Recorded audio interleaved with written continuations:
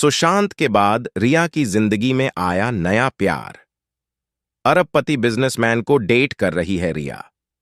Roommate boyfriend के साथ मुंह छिपाकर लिया बाइक राइड का मजा, तो सोशल मीडिया पर शुरू हुई नई लव स्टोरी की चर्चा। सुशांत सिंह राजपूत की एक्स गर्लफ्रेंड रिया चक्रवर्ती अपनी जिंदगी में आए नए प्यार की खबरों के चलते सुर्खियां बटोर रही हैं।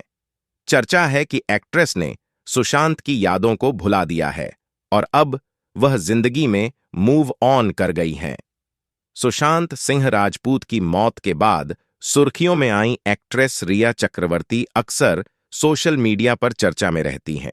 वहीं अब रिया चक्रवर्ती का एक वीडियो वायरल हो रहा है जिसमें वह मुंबई की सड़कों पर बाइक में नजर आ रही है।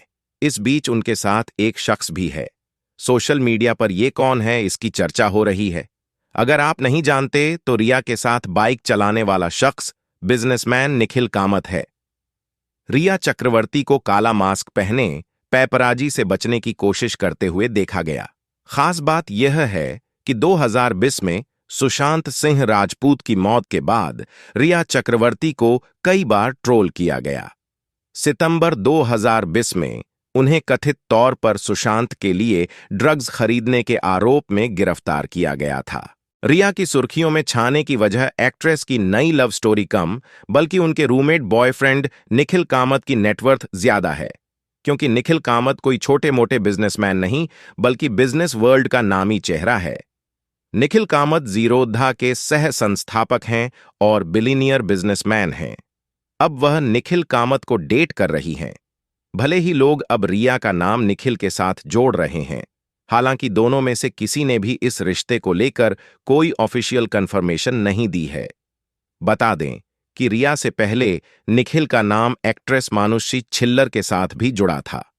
साल 2021 में निखिल और मानुषी ने डेट करना शुरू किया था, लेकिन कुछ वक्त तक डेटिंग के बाद दोनों अलग हो गए थे, जहां मानुषी का नाम अब शिखर पहाड़िया के भाई वीर पहाड़िया के साथ जुड़ रहा है।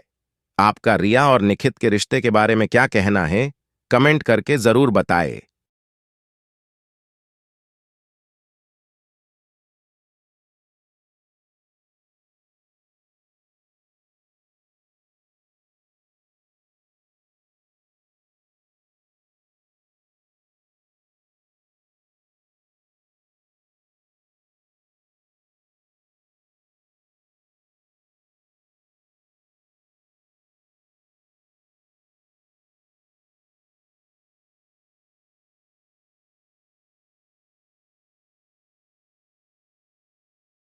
सोनाक्षी सिन्हा बेचने जा रही हैं वह मकान जहां उन्होंने जहीर इकबाल से रचाई थी शादी। जी हां, वही मकान जहां वह पिछले 1 साल से रह रही थी, जहां वह पहले जहीर इकबाल संग लिव इन में रही और फिर उसके बाद वहीं उन्होंने उनके साथ शादी रचाई और फिलहाल वो दोनों उसी घर में रह रहे हैं।